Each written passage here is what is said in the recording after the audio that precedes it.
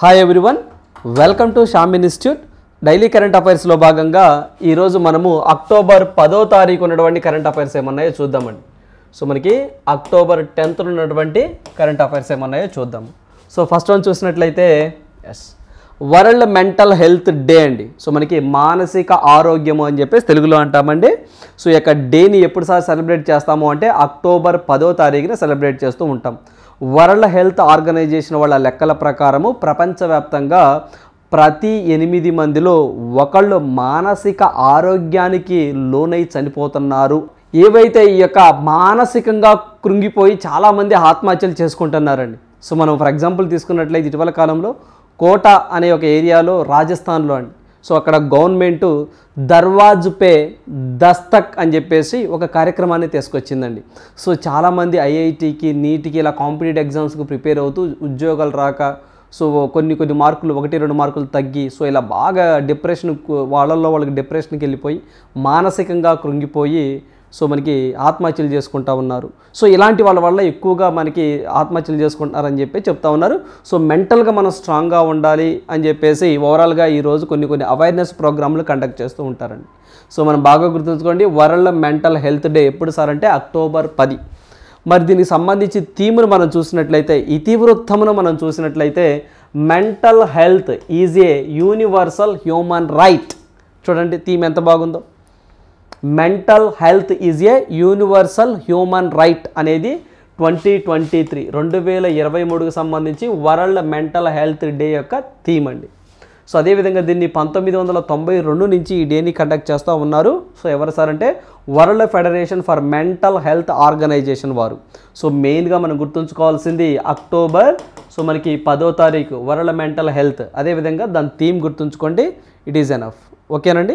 అదేవిధంగా world health organisation దాని చెప్పాం కదా. సో దీంట్లో భాగంగానే ప్రతి 8 మందిలో ఒకళ్ళు ఆత్మహత్యలకు పాల్పడుతున్నారు. సో మెంటల్గా స్టెబిలిటీ లేక కొంచెం ఇబ్బందికరంగా బాగా స్ట్రెస్కి గురి అని చెప్పి చెప్తా ఉన్నారు. మనకి గైడెన్స్ ఇచ్చేవాళ్ళు చేయడం కానివ్వండి, సెల్ఫ్ మోటివేషన్ కానివ్వండి, సో కుటుంబ సభ్యుల యొక్క సపోర్ట్ కానివ్వండి, ఇవన్నీ ఉండాలని చెప్పేసి ఓవరాల్గా చెప్తా ఉన్నారు. సో మనం అయితే మాత్రం డేట్ ఒకటి థీమ్ ఒకటి గుర్తుంచుకోండి. రైట్. సో నెక్స్ట్ వన్ చూద్దాం. సో నెక్స్ట్ వన్ చూసినట్లయితే North America's first Gandhi museum opens in Houston's. సో మనకి ఏదైతే మనకి హోస్టన్స్ అనే నగరంలో అమెరికా అండి. సో అమెరికాకి సంబంధించి ఒక హోస్టన్ అనే ఒక నగరంలో ఎటర్నల్ గాంధీ మ్యూజియం అని చెప్పేసి ప్రారంభించడం జరిగిందండి. సో చాలా ఎగ్జామ్స్లో అడగడానికి ఆస్కారం ఎక్కువగా ఉంటుంది.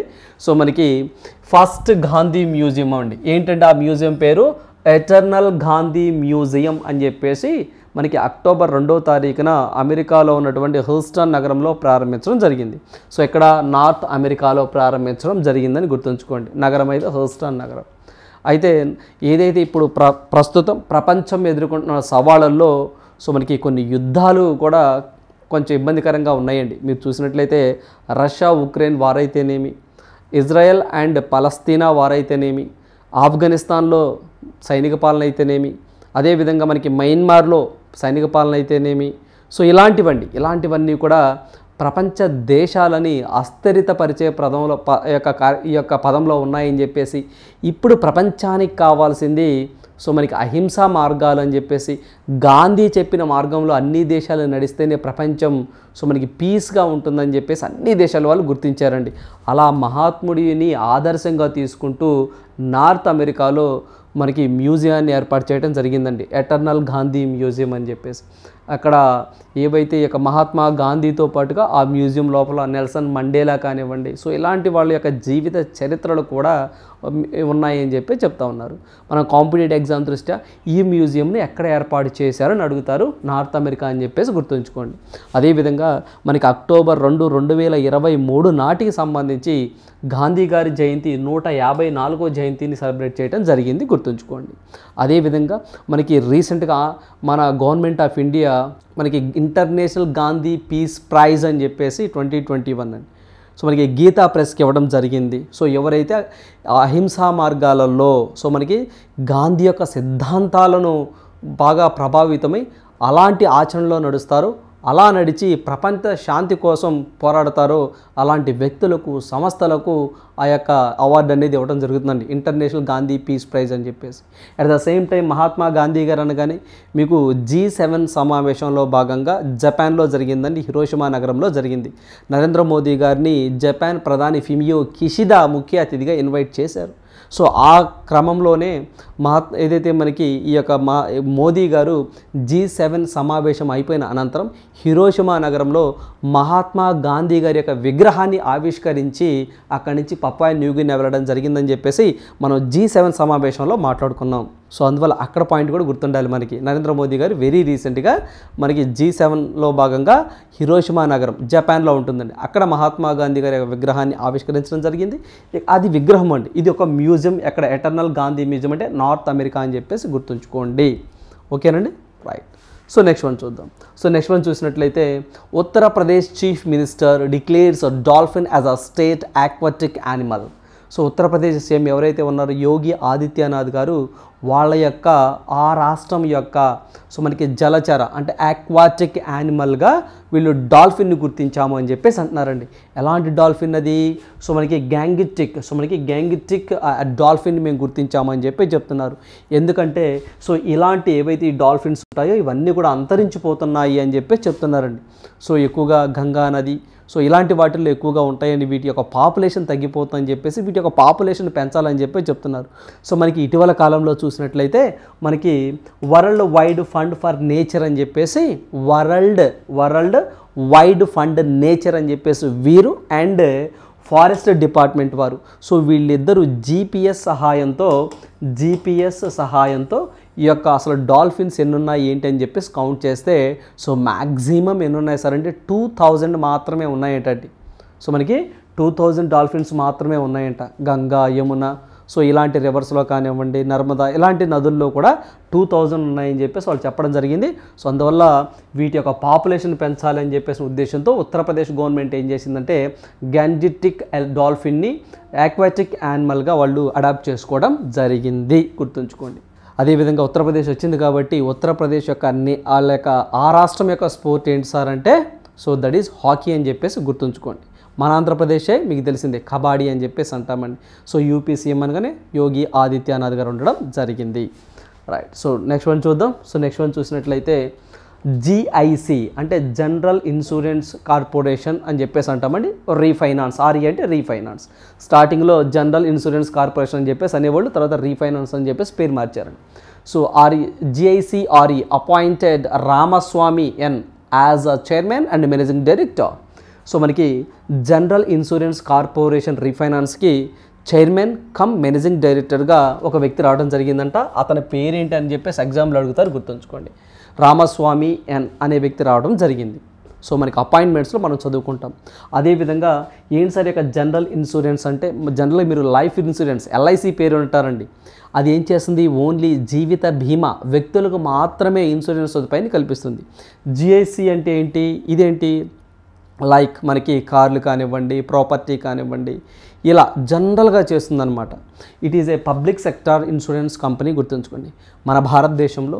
సో ఇదొకటి ఏదైతే మనకి జనరల్ ఇన్సూరెన్స్ కార్పొరేషన్, మనకి New India Assurance Corporation, United India Corporation, Oriental Insurance Corporation and National Insurance Corporation, Agriculture Insurance Corporation అని చెప్పేసి ఉంటాయండి. ఇవన్నీ కూడా గవర్నమెంట్ సెక్టార్. ప్రైవేట్ సెక్టర్ చాలా ఉంటాయండి, బట్ గవర్నమెంట్ సెక్టర్ గుర్తుంచుకోండి.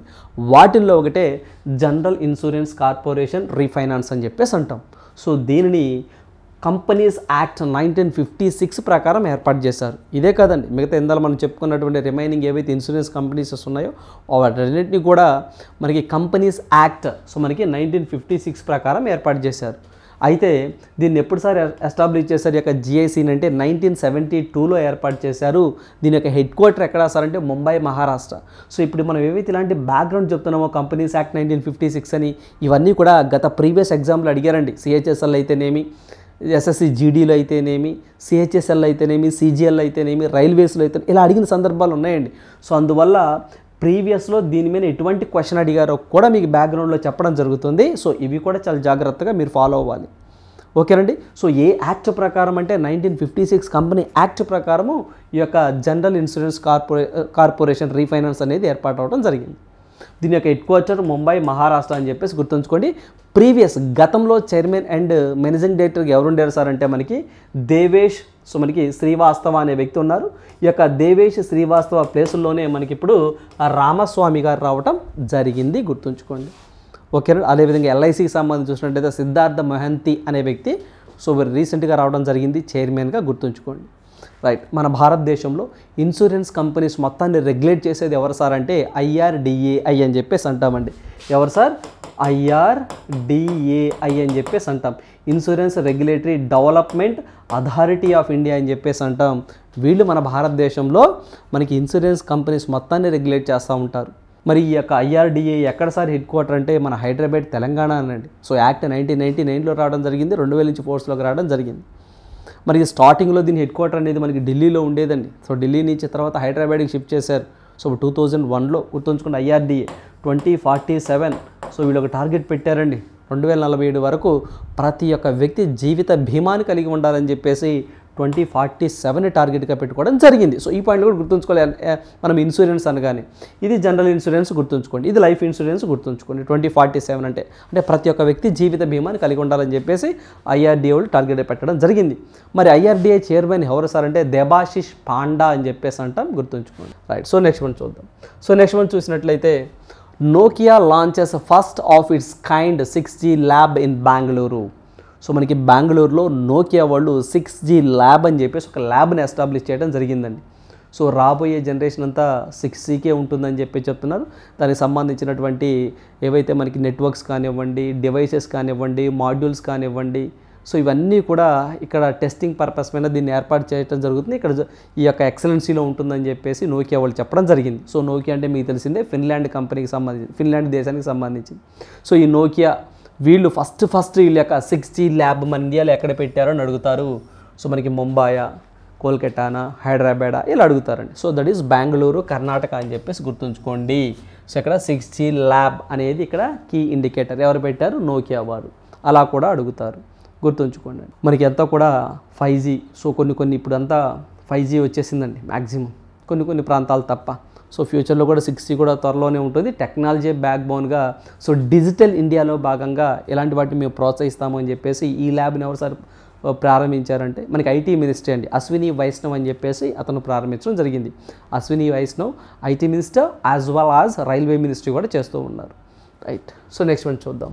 సో నెక్స్ట్ వన్ చూసినట్లయితే UNICTAD pegs India's GDP growth in 2023 at 6%. So మనకు గ్రాస్ డొమెస్టిక్ ప్రొడక్ట్ అని చెప్పేసి అంటామండి. సో దీనికి సంబంధించి మనం ఎకానమీ పాయింట్ ఆఫ్ వ్యూలో చదువుకుంటాం. సో గతంలో కూడా దీని గురించి మనం డిస్కస్ చేసామండి. ఈ యొక్క గ్రోత్ రేట్ ప్రొడక్షన్స్ ఎలా ఉంటాయి, ఒక్కొక్క రేటింగ్ సంస్థ కానివ్వండి, కొన్ని ఆర్గనైజేషన్స్ కానివ్వండి, ఇలా ఉండవచ్చు గ్రోత్ రేట్ అని చెప్పేసి ముందస్తు అంచనా అని చెప్పేసి అంటాం. ఈ అంచనా స్ట్రైట్ క్వశ్చన్ ఇస్తారండి, ఎంత అంచనా వేశారు అని. ఇవి ఎప్పటికప్పుడు మారిపోతూ ఉంటాయండి. మనం ఎగ్జామ్ వెళ్ళే ముందు ఏముంది సో అప్డేట్ అని చెప్పి చదువుకుని వెళ్ళాలి. మరి దీనికి సంబంధించి UNICTAD అని చెప్పేసి United Nations Conference on Trade and Development అని చెప్పేసి అంటామండి. ట్రేడ్ అండ్ డెవలప్మెంట్ అని చెప్పేసి అంటాం.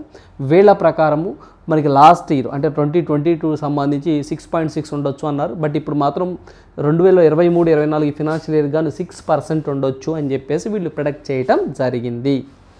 ఓకేనండి. జనరల్గా ఏదైనా ఈ యొక్క జీడిపికి సంబంధించి అంటే ఎంత ఆర్థిక ఎక్కువగా జీడిపి ఉంటే ఒక దేశంలో వస్తువులు సేవల యొక్క అంతిమ ప్రొడక్షన్ అంటే ఉత్పత్తిని మరి ఈ యొక్క ఎక్కువగా ఉంటే ఈ యొక్క జీడిపి అనేవి వస్తువులు సేవల యొక్క మొత్తం ఎంత ఎక్కువగా ఉంటే ఆ దేశం అంత ఎక్కువగా అభివృద్ధి చెందుతుంది అని చెప్పేసి వీళ్ళు ముందస్తుగా ప్రొడక్షన్ చేస్తూ ఉంటారు. మరి దీని ప్రకారం వీళ్ళు 6% అని చెప్పారండి. మరి మనం గతంలో కూడా డిస్కస్ చేసాం. ఏంటి సార్ అంటే RBI ఎంత, కొన్ని సంస్థలు ADB ఎంత, వరల్డ్ బ్యాంక్ ఎంత, అదేవిధంగా మనకి S&P స్టాండర్డ్స్ అండ్ ప్యూర్స్ అని చెప్పేసి వీళ్ళు ఇచ్చారని చెప్పేసి గతంలో కూడా మాట్లాడుకున్నాం. అయితే ఇప్పుడు మనం UNICTAD వచ్చింది కాబట్టి దీని ఫుల్ ఫామ్ మనం గుర్తుంచుకోవాల్సిందే United Nations Conference on Trade and Development అని చెప్పేసి అంటాం. ఇదేం చేస్తాం సార్ అంటే ఏవైతే అభివృద్ధి చెందుతున్న దేశాలలో సో మనకి వాణిజ్యాన్ని ప్రోత్సహిస్తూ ఉంటుందండి. అభివృద్ధి చెందుతున్న దేశాల్లో వాణిజ్యానికి సంబంధించినటువంటి ఏవైతే గ్రోత్ ఉంటుందో వాటిని ప్రోత్సహిస్తూ ఉంటుంది. ఇది ఎప్పుడు సార్ ఎస్టాబ్లిష్ చేశారంటే 1964లో దీన్ని ఏర్పాటు చేయడం జరిగింది. దీని హెడ్ క్వార్టర్ అనేది స్విట్జర్లాండ్ జెనీవాలో ఉంటుందండి. ప్రస్తుతం దీని యొక్క secretary general, united secretary general వచ్చేసరికి రెబేకా గ్రెయిన్స్పాన్ అని చెప్పేసి ఆయన ప్రజెంట్ సెక్రటరీ జనరల్గా ఉన్నారు. దీంట్లో టోటల్ మెంబర్ స్టేట్స్ అనొచ్చండి, మెంబర్ కంట్రీస్ అని కూడా అనొచ్చు, జనరల్గా మెంబర్ స్టేట్స్ అని కూడా అనొచ్చండి. ఓకేనా.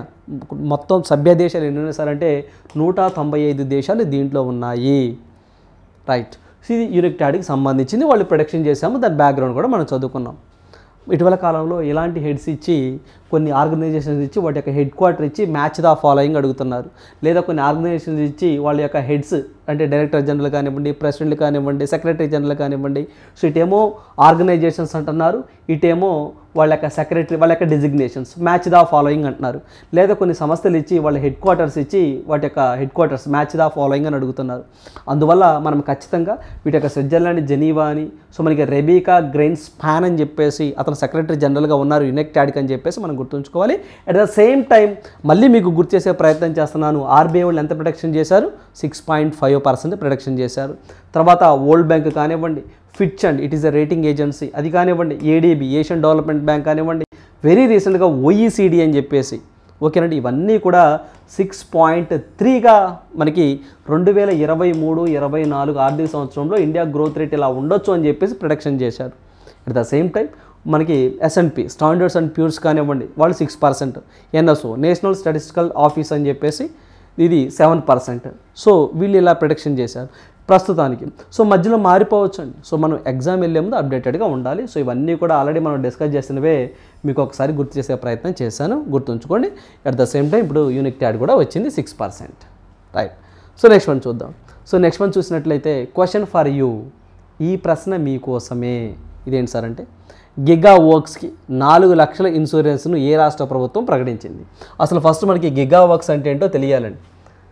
ఈ గిగా వర్క్స్ అంటే ఫర్ ఎగ్జాంపుల్ జొమాటో ఆర్డర్ పెట్టేవాళ్ళు, ట్యాక్సెస్ మనకి ఓలా కానీ ర్యాపిడో కానీ ఇలా అంటే ఫ్రీలాన్సర్స్ అని చెప్పేసి అంటారండి. అంటే వాళ్ళకి డిమాండ్ ఉన్న టైంలోనే వాళ్ళకి అవసరాలు ఉంటాయి. ఫర్ ఎగ్జాంపుల్ ఇప్పుడు చూడండి, జొమాటో వ్యక్తి ఉన్నారండి, లేదా స్విగ్గీ అనే ఒక వ్యక్తి ఉన్నారు, అతను మీకు ఫుడ్ డెలివరీ చేస్తాడండి. మధ్యలో ఏమైనా యాక్సిడెంట్ చెప్తానండి, ఒకవేళ ఏదైనా తెచ్చే క్రమంలో అతనికి ఏమైనా యాక్సిడెంట్ అయిందనుకోండి, వాళ్ళ పరిస్థితి ఏంటి?